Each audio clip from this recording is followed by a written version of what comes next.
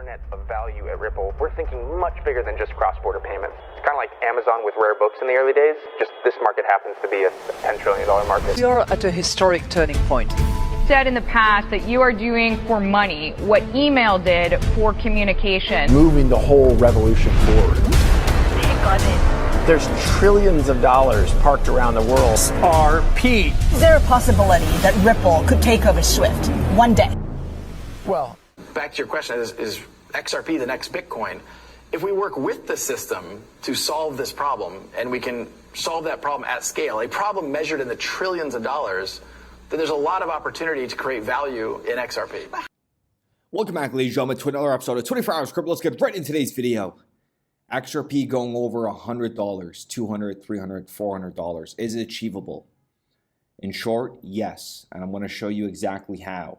Am I going to put a time frame on it? Absolutely not. Did I put a time frame on XRP reaching $100? Yes. On a conservative scale, I've stated that I've never done this before. In the past video, I said it, but $100 by 2030, without a doubt, I would be extremely shocked if we don't reach that target by 2030 on a very, very conservative scale. But in today's episode, you're going to see exactly how rapid this whole ecosystem is going to have an upside. And I'm going to give you the facts. You're going to listen to Mr. Scott Lucas.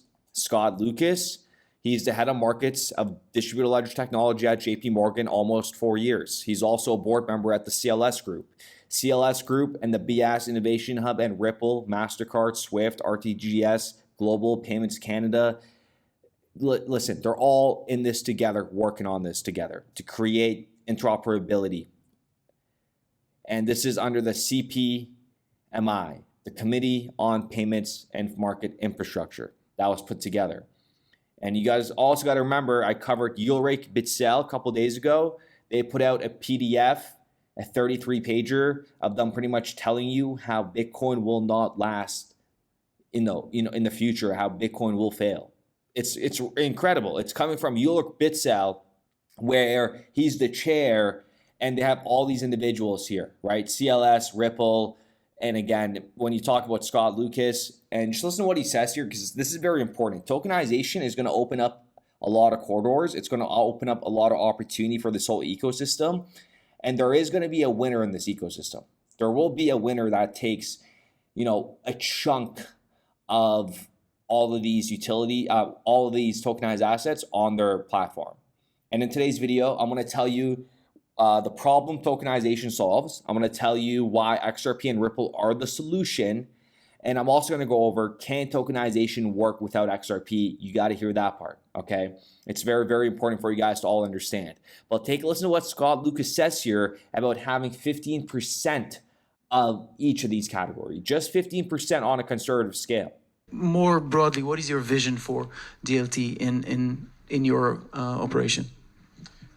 Thanks, Amy. So I guess almost flipping it around the other way, we talk about markets, we talk about private markets, we talk about equities, we talk about fixed income on the last panel, and I've been part of panels where I've had those same conversations. If they're one homogeneous market that if one thing changes, all will change, which clearly it won't. So I think when it comes back to what we're doing, I think our acceptance is that the vision of what this market will look like 10 years from now, if anyone's got that, then great. I think we're too early in the story to really think about how much of each type of asset class in what market by what type will kind of eventually evolve into using this technology. Other than to say, I think a reasonable proportion of regulated markets will be on this technology, using it in a sophisticated way within a decade.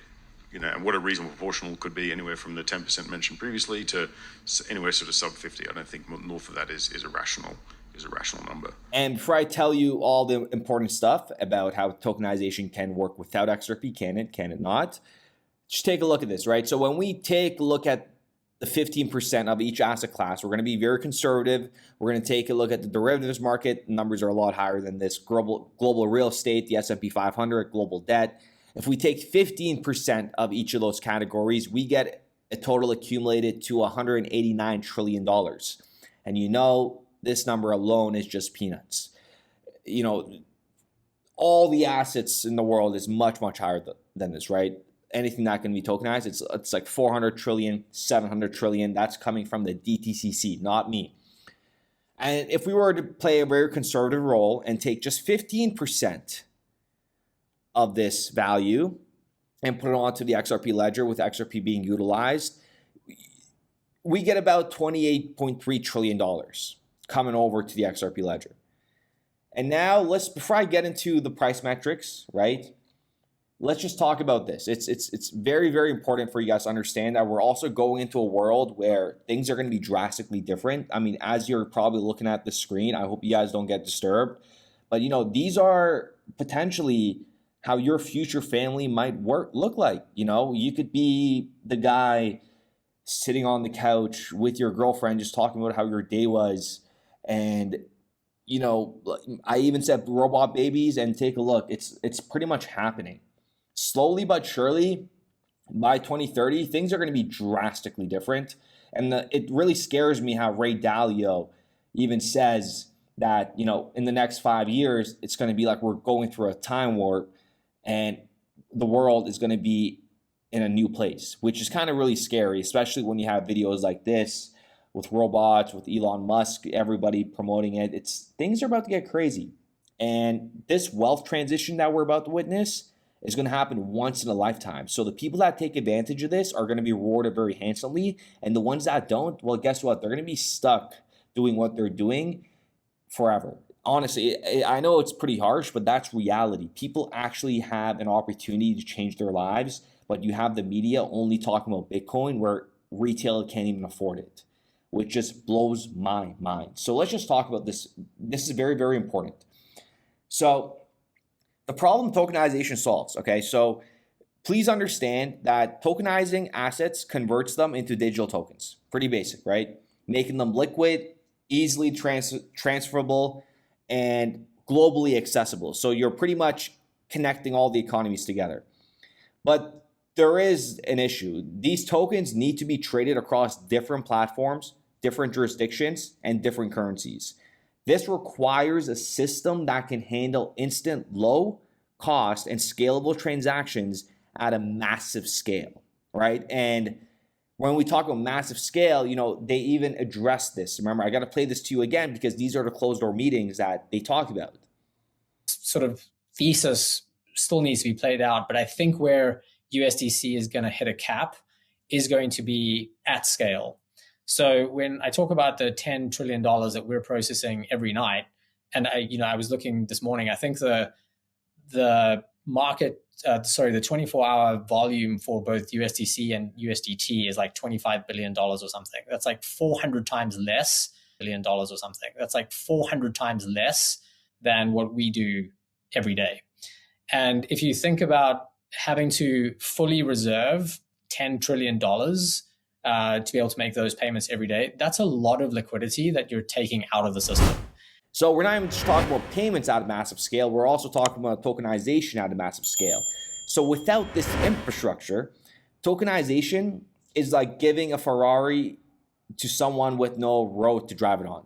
It logically doesn't make sense, right? It's like giving a Ferrari to somebody in Haiti, for example. It makes absolutely no sense. So this is how XRP and Ripple are the solution. And I'll tell you, can it do it without Ripple XRP in a minute? But let's cover this quickly. So tokenizing with XRP, bare minimum, very conservative numbers for the long run, right?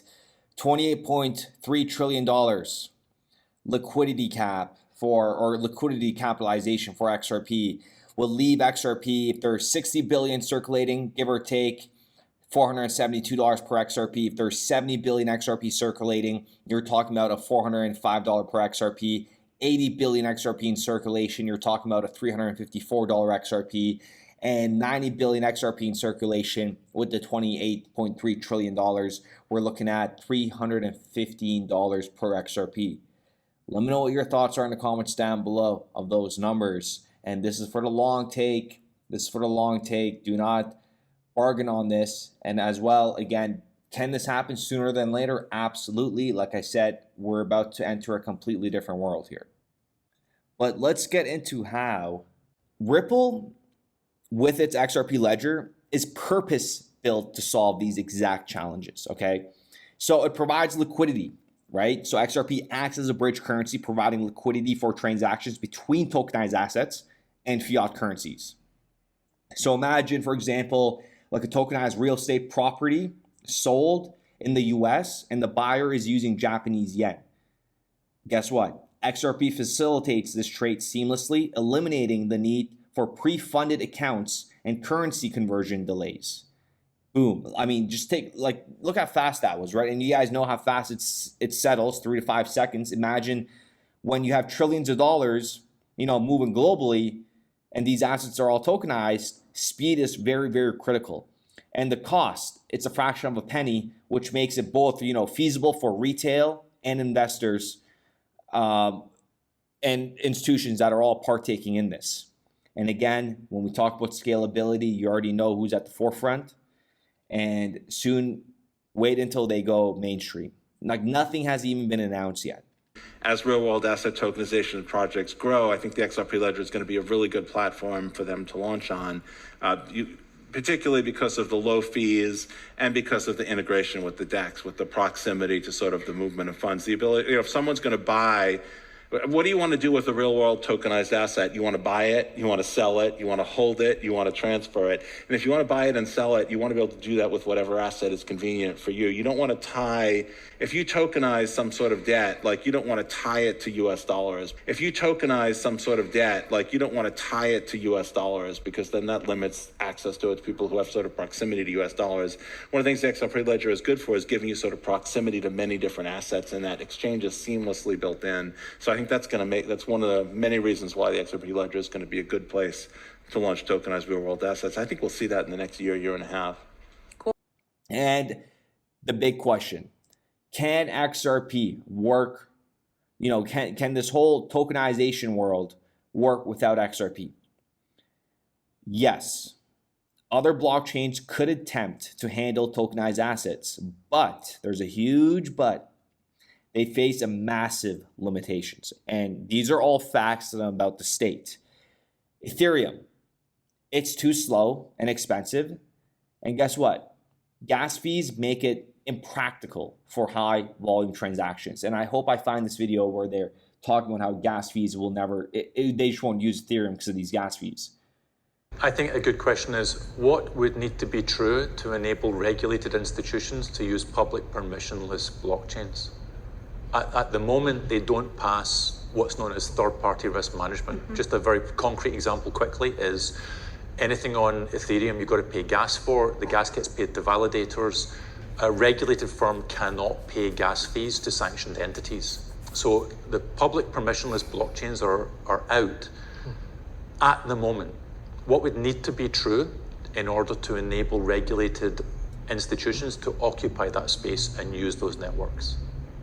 Solana, while it is faster, it frequently goes out, it lacks institutional trust, and, it's a non-starter for serious financial application. They won't, Solana, it goes down so many times. You guys already know that. And you guys know what I talked about, how these infrastructures have been monitored since inception to pick the winners in terms of downtime. You can't have downtime in the financial ecosystem. That's the whole thing we're also trying to achieve.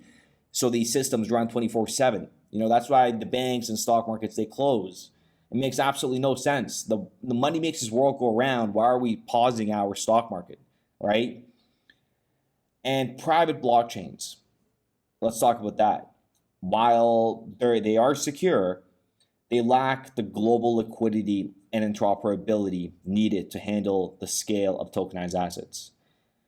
So something like the XRP Ledger is going to be heavily eyed and especially used. So without XRP, you're pretty much left with fragmented systems that struggle to move value efficiently across borders.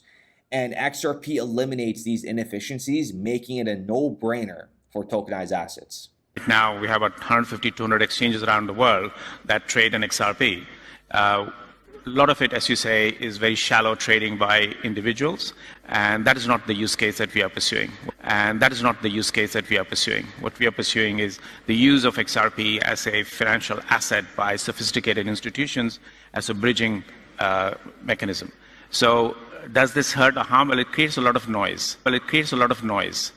And, we certainly don't want that much noise, but we're waiting. And for example, this last quarter, the bulk of XRP sales were to institutional investors. And as this transitions away from retail to institutions who start to use it for wholesale, financial usage, that's when the turning point will come. And let me tell you why I say it's a no-brainer, because remember what we talked about, trust, right? Ripple has established partnerships with over 300 financial institutions, including banks, payment providers, and even central banks. And this level of trust is critical for tokenizing high-value assets like global debt or real estate. And guess what? They're regulation ready, right? So, they've spent years navigating this regulatory framework and this corrupt system. And XRP is the most compliance-friendly digital asset out there. And this is crucial as tokenization grows in regulated industries. And again, we got to talk about how the XRP ledger is designed to work across different asset classes, currencies, and blockchains. It's not just a single-use solution. It's an infrastructure for a tokenized world. And interoperability is important, and that is why the BS Innovation Hub put this together, right? The Committee on Payment and Market Infrastructure, Cross-Border Payments, Interoperability, and Extension Task Force composition. Very, very important you guys understand what's going on behind the scenes, because very, very soon, you're going to see this whole crypto take off. Like, take a look at 2017 for a moment, right? Look how small that looks to where we are today.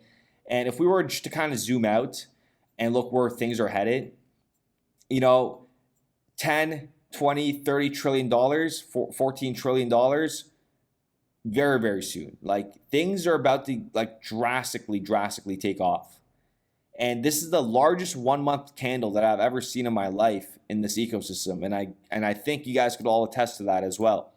I mean, if you just compare it to the past years, these are the monthly candles. This is the longest monthly candle that I've seen.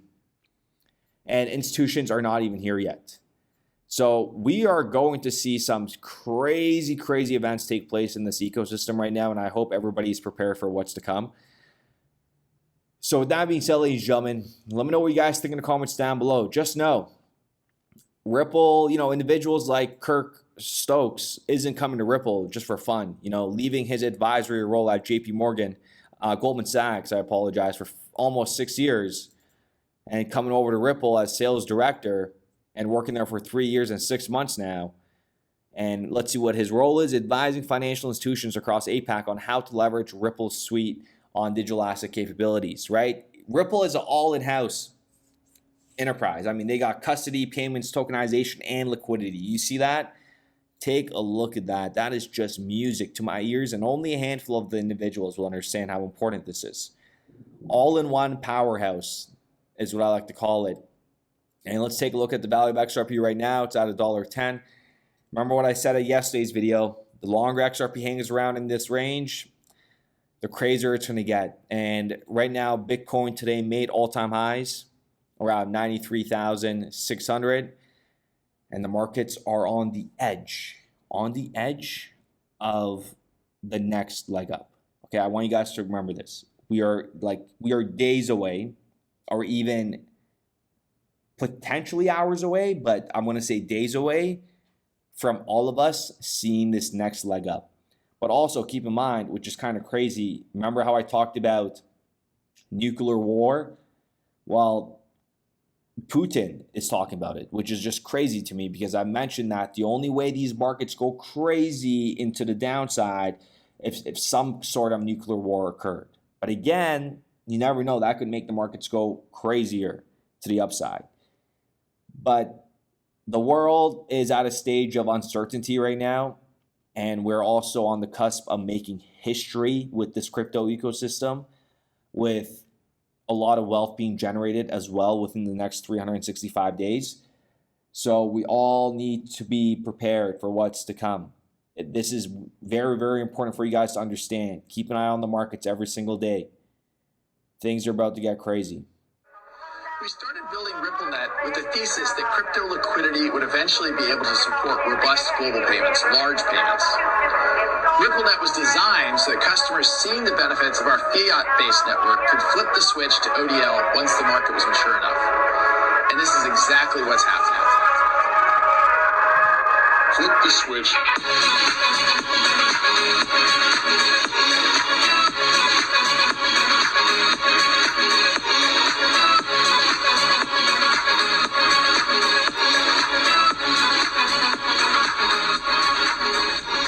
I think what we're building has, it's solving a real problem.